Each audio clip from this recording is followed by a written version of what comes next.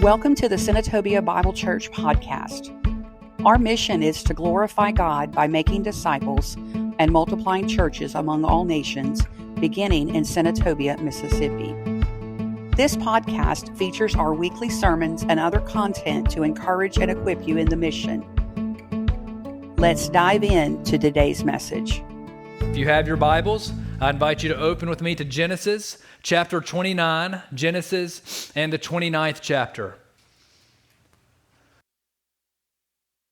Today we will continue our study in this book with chapter 29, the whole of chapter 29, and we'll continue to trek through verse 24 of chapter 30 today. So a big chunk of a story where today we begin this Jacob and Laban episode. So if you remember last week, we have Jacob, who is Isaac's son, who had stolen his brother Esau's birthright. He had stolen his brother Esau's blessing, and as a result of that, Esau wanted to kill him. So Rebekah and Isaac sent Jacob away from home to go to stay with Rebekah's family, Laban, her brother, and to find a wife among his family there. Jacob, on his journey, met God. He was a deceptive fella, not the best fella, Jacob, not who you want your daughter to date or your sons to hang around, but he met God with this dream of a ladder to heaven. And at the experience of meeting God, we learned last week, we'll learn this week, and continuing through Jacob's story, that the encounter with God brought great change in Jacob's life. And so is the same with each and every one of us, which we'll learn today. So today we'll see Jacob reaching Haran, Laban and the family there, and where he will find a wife. We learn a bit of a love story of Jacob today, so perhaps you'll enjoy that. But more important than the love story that we see of Jacob, we learn this great truth in these two chapters of the providence of our God. The providence of God is a truth in the scriptures which is so sweet for the Christian to know and enjoy.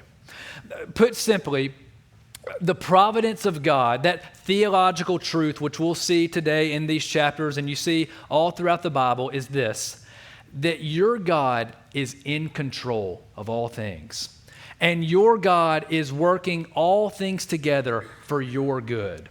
Romans 8:28, he works all things together for the good of those who love him and are called according to his purpose. We often think that he is far off and distant, removed. He doesn't care about your situation. Perhaps you're here this morning, a part of your life you're really struggling with, you're doubting whether God really cares. The emphatic answer from God in Genesis chapters 29 and 30 is yes. Though I may not seem to be there, I see you, I care for you, and I am working for your good and my glory, even in this situation that you may find yourself in. This is the providence of our God. In my meeting of Maggie, my wife, it seems when she's not at church, I talk about her, right? I guess because I miss her. But in my meeting of her, I experienced the good and sweet providence of God. I had gotten out of a relationship in my late high school years that was just disastrous for me and all involved.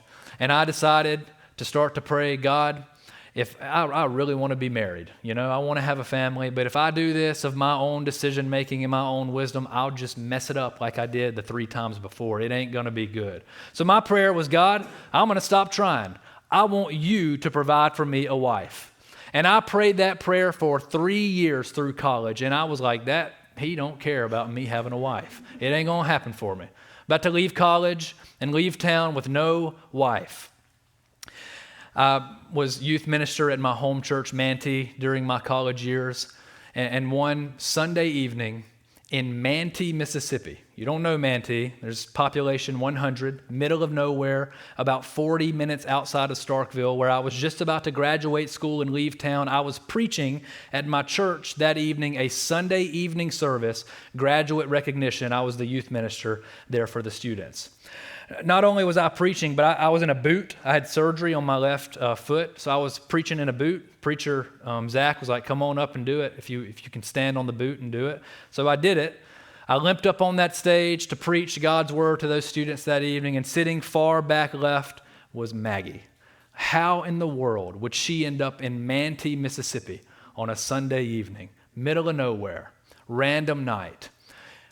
It was happily ever after from there very quickly. And the answer to that question is by the good and sweet providence of our God. He sees you and he's working in your situation, whatever it may be. That's what we learned today as Jacob reaches Laban to find love, to find great deception, but also to find the sweet providence of his God. We see that God's plan prevails through sinful people and even broken relationships. And we see that even in your sin and even in your brokenness and your shortcomings, God is at work. He is at work. So then, the charge of these stories of today is that you, as a child of God, would hold fast to the presence of God. He is there. And that you would hold fast to the providence of God. He is working for your good. Hold fast to his presence and to his providence in the highs and in the lows of life.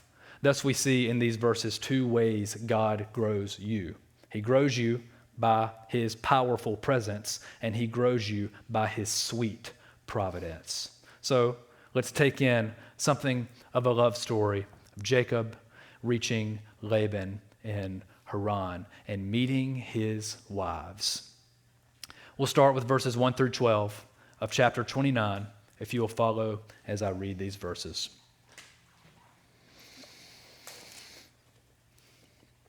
Then Jacob went on his journey, and he came to the land of the people of the east. As he looked, he saw a well in the field, and behold, 3 flocks of sheep lying beside it. For out of that well the flocks were watered. The stone on the well's mouth was very large. And when all the flocks were there, the shepherds would roll the stone from the mouth of the well and water the sheep, and put the stone back in its place over the mouth of the well. Jacob said to these men, "My brothers, where do you come from?" They said, "We are from Haran." And he said to them, "Do you know Laban, the son of Nahor?" They said, "We know him." And he said to them, "Is it well with him? Is he okay?" They said, "Yes, it is well. And see, Rachel, his daughter, is coming with the sheep." Jacob said, "Behold, it is still high day. It is not time for the livestock to be gathered. Water the sheep and go, pasture them." But they said, "We cannot until all the flocks are gathered together and the stone is rolled from the mouth of the well. Then we water the sheep." While he was still speaking with them, Rachel came with her father's sheep, for she was a shepherdess. Now, as soon as Jacob saw Rachel, the daughter of Laban, his mother's brother, and the sheep of Laban, his mother's brother, Jacob came near, and he rolled the stone from the well's mouth and watered the flock of Laban, his mother's brother. Then Jacob kissed Rachel and wept aloud. And Jacob told Rachel that he was the father's kinsman and that he was Rebekah's son. And she ran and told her father. May the Lord bless the reading and the preaching of his word today. And let me remind you, just as always here in Genesis, this is the word of our God, in which today we've just seen Jacob reaches Laban, and he's going to find love with Rachel. He's going to find some deception with Laban, but in sum, he is going to experience the sweet, sovereign providence of God in his life. God's plan prevails through sinful people and broken relationships. In the highs and in the lows of your life, God is there and God is at work. So we then look at this story today and hold fast, believe firmly, remember the presence of God in your life and the providence of God in your life. So 2 ways God grows you, which we see in this chapter and a half, is one, he grows you by his powerful presence, and secondly, he grows you by his sweet providence. We'll note the powerful presence of God at the beginning, and we'll conclude with his providence. But in order to take such a big story that we see today, really all one big story, Genesis 29, 1 through 30, 24, we're going to take this in 3 scenes, okay? So scene number 1, verses 1 through 12, which we just read, we'll call it Jacob and Rachel. So verse 1 begins to note that Jacob went on his journey and came to the land of the people of the east. The land of the people of the east is probably, if you remember, Moses is the author of Genesis, and Jacob here has moved out of the promised land to the east. So by saying that Jacob has gone to the people of the east, Moses, the author, is likely foreshadowing some danger to come for Jacob. He has moved out of the promised land and into a land of a people whose faith is far from the Lord. Foreshadowing bad things are likely coming for Jacob as he moves among an unbelieving people. There's also a note in verse 1 that you may miss at a surface level reading. Jacob went on his journey. A more literal rendering of that went on his journey would be to say that Jacob lifted his feet. It seems that sinful, deceptive, just really scoundrel of a man, Jacob, that we saw last week, upon meeting God in the dream and seeing the ladder going into heaven of Genesis chapter 28, there's a new pep in Jacob's step. He has met God. In verse 1, with a new level of encouragement, he lifts his feet to go on this journey with the presence and the confidence of God with him, as he has seen this God in a dream. And God has promised to Jacob, I will continue my covenant with you. I will make you great. I will be with you as you go. So Jacob lifts his feet and continues to journey. He continues this journey trying to reach Haran, the people of Laban, Rebekah, his mother's brother, for the purpose of finding a wife among family and people who more know the Lord rather than the Canaanites of his home. Verse 2 says, he looked and he saw a well in the field and 3 flocks of sheep lying beside it, for out of that well the flocks were watered. Verse 2 makes note of the stones on the well's mouth being very large, and that seems to be an important part of this story. The story continues here. Jacob has arrived in Haran, yet he doesn't know it. You got to think, we're thinking thousands of years before, where like you may drive to Dollar General across town, and some of you may need to put that in the maps of your phone, right, to get there. Jacob has no Apple or Google Maps. He's just walking in the wilderness. So he reaches this big well with 3 flocks of sheep around it. And all of the men, the shepherds of the flock, seem to just be kind of chilling, sitting, waiting, doing nothing. So Jacob approaches them and he says, where am I, basically? And they say, we are from Haran. And there you see a note of God's providence. Jacob's like, oh my goodness, I'm in the place, Haran. There's no big sign that says like, welcome to Haran, the city of hospitality or anything like that. Like he has no clue where he is. This is like ancient times. He's like, well, okay, I'm in Haran. Verse 5, do you know Laban, this man that I'm looking for? And they're like, yes, we know him. And Jacob's like, oh my goodness, like how in the world?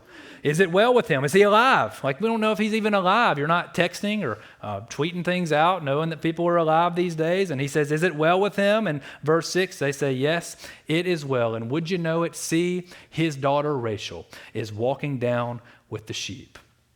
And once more, Jacob was like, oh my goodness. He's probably thinking, this God who made this promise to me in a dream, he must be real. He must be ordering my steps. He must be providentially working for me. Verse 6, they say, see, Rachel, the daughter, is coming with the sheep. I think between verse 6 and verse 7, we miss something here, something of love at first sight, as Jacob looks to see Rachel descending the hill with the sheep, to see her beauty. He loves her immediately. Let me show you. Verse 7, he said, behold, it is still high day.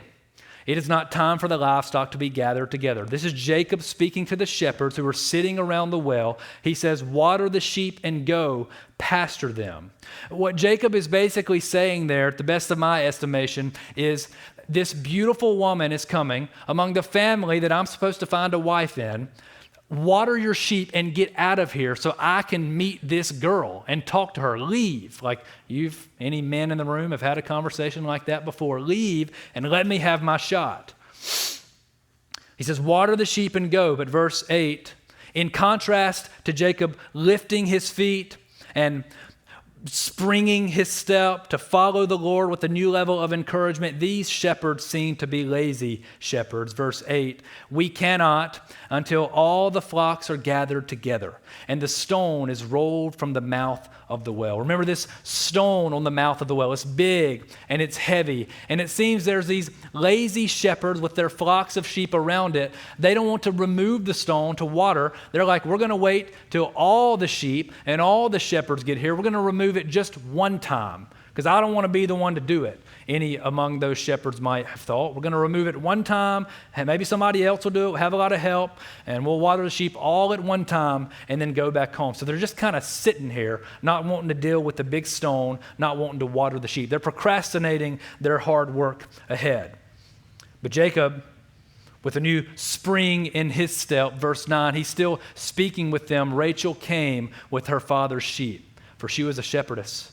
Now, as soon as Jacob saw Rachel, the daughter of Laban, his mother's brother, and the sheep of Laban, his mother's brother, Jacob, look at what he does here. He does not waste any time. He is going to impress this girl. He came near, and he rolled the big stone from the well's mouth, and he watered the flock for Rachel. Then Jacob kissed Rachel and wept aloud. It's this outburst of emotion at all of the good things that have just befallen Jacob. He's like, I've made it to the land of Laban. He's alive. And there's his daughter, who just so happens to be very beautiful. And he himself, with industrious fashion, removes a big stone and waters the flock for Rachel, and he kisses her. That's likely a kiss of greeting, very normal in this time, but I would think that Jacob probably had a little bit more than greeting Rachel on his mind. He wanted to impress her. So he has this great outburst of emotion. But what we really see in verses 1 through 12 of Jacob is he is a different man. If you were with us last week, you saw this Jacob of his past, liar, deceiver, tore his family apart with lies, stole the blessing, stole the birthright. Perhaps you may not have been here. You can read in the former chapters of Genesis. He wasn't a hardworking, trustworthy, reliable man. He wasn't a man of faith. But here he is all of a sudden, like taking initiative, talking to these men, going along the way, watering the sheep for Rachel. He is different. And there's a reason that he is a different man this day. I would contend that that reason is because Jacob has met his God. This is first way God grows you, his powerful presence. By the powerful presence of God, by being near to him, we are grown to know him better. We are encouraged to serve him better and follow him faithfully. This is what you'll see of Jacob as we continue to track through his life. He is Jacob, an entirely different man in this chapter. He's still far from perfect, and we will see that, but he is being formed by the presence of God, who has appeared to him in a dream, who has promised that he is now with Jacob wherever he goes. You likewise have hopefully and probably met with God by placing your saving faith in Jesus. You have encountered this God. You have placed a saving faith in the truth that Jesus has died on behalf of your sins and Jesus has resurrected for you, purchasing for you your eternal life. You can't but meet and encounter the presence of this good God and not be changed, not be spurred to obedience, not be propelled to action for his glory and his kingdom, to serve God and to serve others, to serve alongside your church in the mission of making disciples. You may not have had a spectacular dream with a ladder to heaven, but I would argue immeasurably better, you have experienced the truth of an encounter with God by faith in the saving work of Jesus on the cross. You see the change this brings in Jacob. He's a new man. He's happy. He has joy. He has initiative. He's industrious. He's faithful. And just the same, to encounter the presence of God grows you nearer to him, to be more like him. It's not only in your salvation experience that you've encountered God or that you have been near his powerful presence. We hyper-spiritualize this a lot, but you now, like any moment of any day, you have the opportunity to meet with God in his word, to meet with God in prayer, to meet with God with the church, to be near to him, to seek him and know him better, to enjoy his presence, to love him, knowing this just the same, to be near, to pursue the powerful presence of God results in a life lived for his glory. You may think he is not there, but he perhaps would ask, are you searching for me? Are you seeking me? Jacob still has much to learn here. But you see something of a bit of change in his life, the start of that joy and service to God here after God's revealing his powerful presence to Jacob last week of chapter 28. Jacob's encounter with God has wrought great change in his life, and so the same is true for us today. We should hold fast to the presence of God. Be near his presence in his word, in prayer, knowing that those who believe in God will be moved to serve God and others with joy. Those who find themselves near to God will find themselves hard at work for God. And just the same, those who find themselves near to the presence of God will find themselves happy in God, despite the circumstances of which may be life. There, Jacob meets Rachel and falls in love at first sight.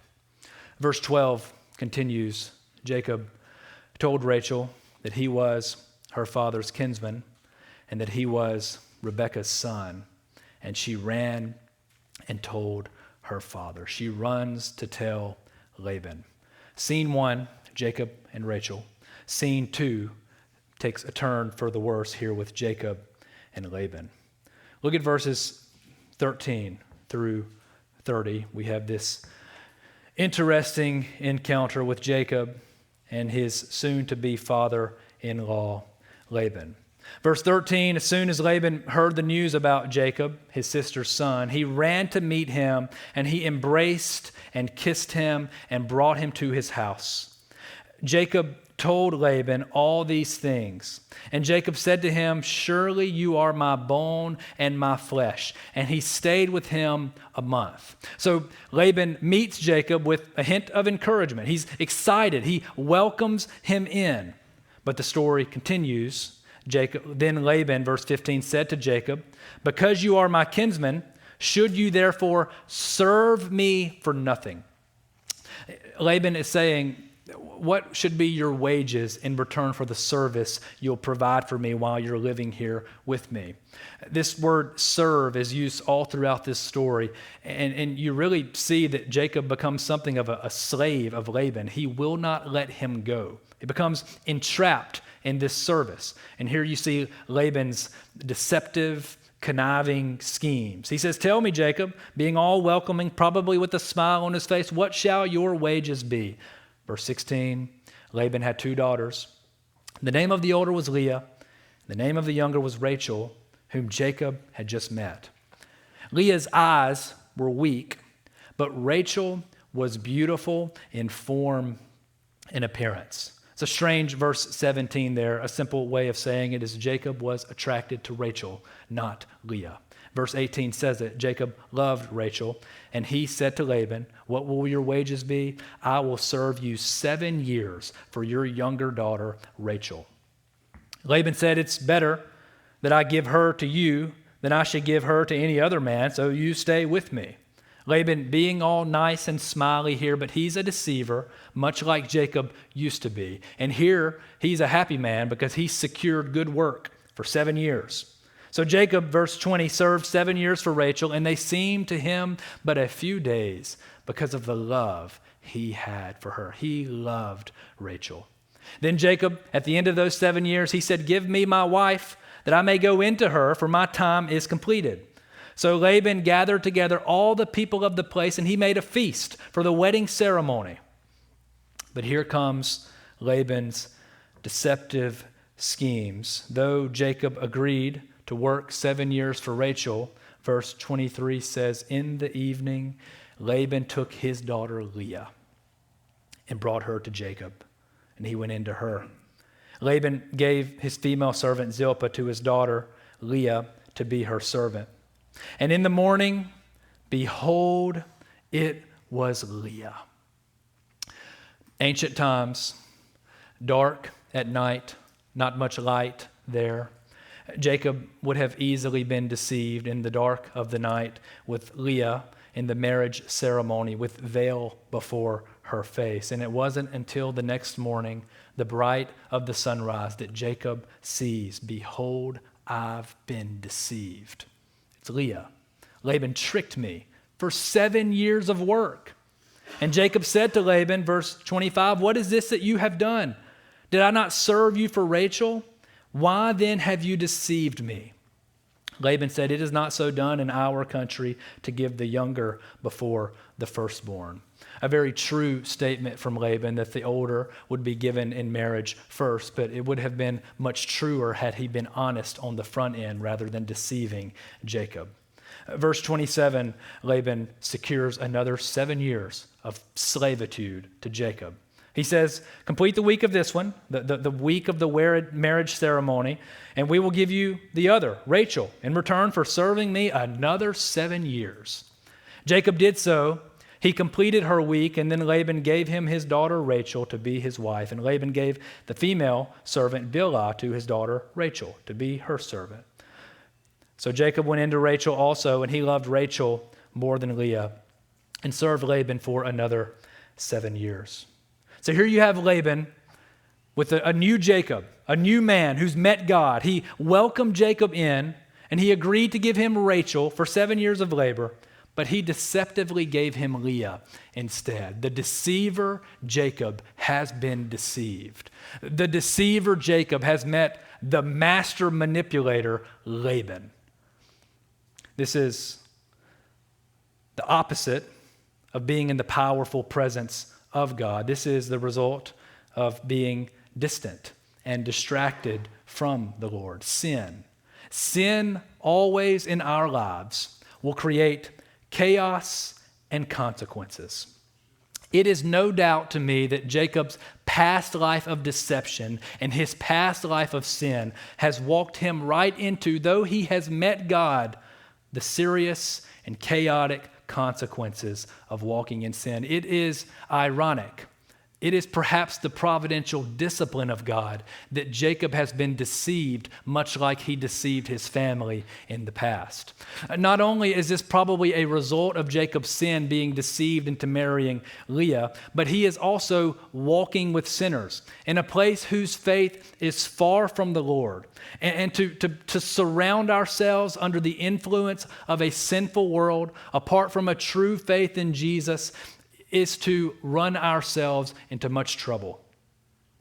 This is sin, chaos, consequences, and the distraction of distance from God as opposed to being in the powerful presence of God.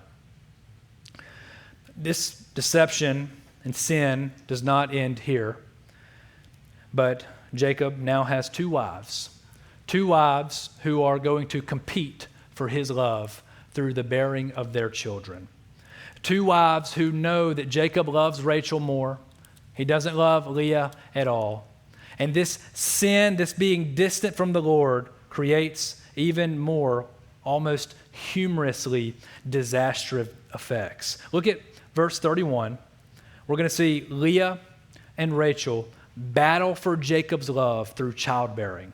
Leah and Rachel desiring the approval, significance in their husband over the significance and approval of faith in the Lord. I'm going to read this to you, 31 all the way through to 24 of chapter 30, because it's quite the deal. But you see the silver lining of God's providence. Look at this rivalry of love and childbearing. Verse 31, when the Lord saw that Leah was hated, he, the Lord, opened her womb, but Rachel was barren. And Leah conceived and bore a son, and she called his name Reuben, for she said, because the Lord has looked upon my affliction, for now my husband will love me. She conceived again and bore a son and said, because the Lord has heard that I am hated, he has given me this son also. Called his name Simon. Again, she conceived and bore a son and said, now this time my husband will be attached to me, because I have borne him 3 sons. Therefore his name was called Levi. And she conceived again and bore a son and said, this time I will praise the Lord. Therefore she called his name Judah. Then she ceased bearing. This continues, wife having baby and naming baby out of spite, hoping that Jacob, husband, will love them because of what they have given him. Verse 1 of chapter 30, then Rachel saw that she bore Jacob no children. She envied her sister. She said to Jacob, give me children or I shall die. And Jacob's anger was kindled against Rachel. He said, am I in the place of God, who has withheld from you the fruit of the womb? Then she said, here is my servant Bilhah. Go into her that she may give birth on my behalf, that even I may have children through her. So she gave Jacob her servant as a wife, and Jacob went into her. And Bilhah conceived and bore Jacob a son. And then Rachel said, God has judged me. He has also heard my voice and given me a son. Therefore she called his name Dan. Rachel's servant Bilhah conceived again and bore Jacob a second son. Then Rachel said, with mighty wrestlings I have wrestled with my sister and have prevailed. So she called his name Naphtali. When Leah saw that she had ceased bearing children, she took her servant Zilpah and gave her to Jacob as a wife. Then Leah's servant Zilpah bore Jacob a son, and Leah said, good fortune has come, and she's called his name Gad. Leah's servant Zilpah bore Jacob a second son, and Leah said, happy am I, for women have called me happy. So she called his name Asher. In the days of the wheat harvest, final story here of the sons, Reuben went and found mandrakes in the field and brought them to his mother Leah. Mandrakes in this time were thought to bear medicinal qualities, to give fertility to women. It's proven false since then, but Rachel said to Leah, please give me some of your son's mandrakes. But she said to her, is it a small matter that you have taken my husband, that you would take my son's mandrakes also? Rachel said, that he may lie with you in exchange for your son's mandrakes. Jacob, my husband, may lie with you, Leah, his other wife, if you give me the mandrakes. Jacob, verse 16, came in from the field in the evening, and Leah went out to meet with him and said, you must come in to me, for I have hired you with my son's mandrakes. So he lay with her that night, and God listened to Leah, conceived and bore Jacob a 5th son. And Leah said, God has given me my wages because I gave my servant to my husband. Leah conceived again and bore Jacob a 6th son. Then Leah said, God has endowed me with a good endowment. Now my husband will honor me because I have borne him 6 sons. So she called his name Zebulun. And afterwards she bore a daughter and called her name Dinah. Then God remembered Rachel, who's yet to have a child, and God listened to her, and God opened Rachel's womb. She conceived and bore a son and said, God has taken away my reproach. And she called his name Joseph, saying, may the Lord add to me another son. Here, Rachel and Leah, through a wrecking ball of a story, seek fulfillment through childbearing, seek fulfillment through the love of their husband, rather than their faith and satisfaction being found in their God. Going at extremes, any means, giving their servants to their husband to have children, basing their happiness on the gifts of God rather than the good presence of God, being with him and knowing him. Naming their sons out of spite, and even doing this in God's name, saying, God has given me this son, when walking in sin. Yet, as we move to close here, we find the silver lining of a sinful story, the sweet providence of our God. Look at chapter 29 and verse 31. The crazy story that we just read begins in this way. When the Lord saw that Leah was hated, he opened her womb. Who is it that provides us our children, who opens the womb, who is sovereign over all things? It is God who opens the womb and provides for us, though they were barren. At the beginning of this story, he opens Rachel's womb, Leah's womb, rather, and at the very end, verse 22 of chapter 30, then God likewise remembered Rachel, and God listened to her, and God opened her womb. God works through sinful circumstances, broken people, to still fulfill his plan. God's plan will prevail, and this is the sweet providence of our God. In the most sinful of stories one could write, you'll notice that 12 sons were born to Jacob here, and these 12 sons were formed for him, the 12 tribes of Israel. This great people of God whom he has promised Jacob, he will make him into a great nation. This is the sweet providence of God for Jacob, that despite sin and madness, God seems absent, but he is there and he is working. And in a mad story, he has birthed for himself a great people, Israel, who will come through Jacob. This is the sweet providence of God, and we learn finally that God grows you through his providence. Jacob just so happens to meet Rachel. He just so happens to arrive at Laban's land. He just so happens to end up with a large family of 12 sons who will be the 12 tribes of Israel, with a daughter, Dinah, through all of the madness, showing that despite all that has taken place here, God's providential hand is at work in Jacob's life. And just the same for you today. Whatever it may be that you think he's not there for you for, whatever area of your life you may think God is absent or apathetic, he doesn't care. He is there, and he is working, and he is doing so, Romans 8 and verse 28, for your good, and he is doing so for his glory. He seems pleased to work his good providence behind the scenes of those who would faithfully love him, who would faithfully follow him. And to be near to his presence and to trust in his providence spurs us to work boldly for his kingdom. We then, whatever the circumstance of life may be, are able to read an Old Testament story like this and know that he is there and he is working, and we must then hold fast to his presence for us, with us, and his providence to work on our behalf. Would you bow with me to pray? Thanks for listening. If you were encouraged today, consider leaving us a review on your favorite podcast platform. This will help others find us so they too can be encouraged.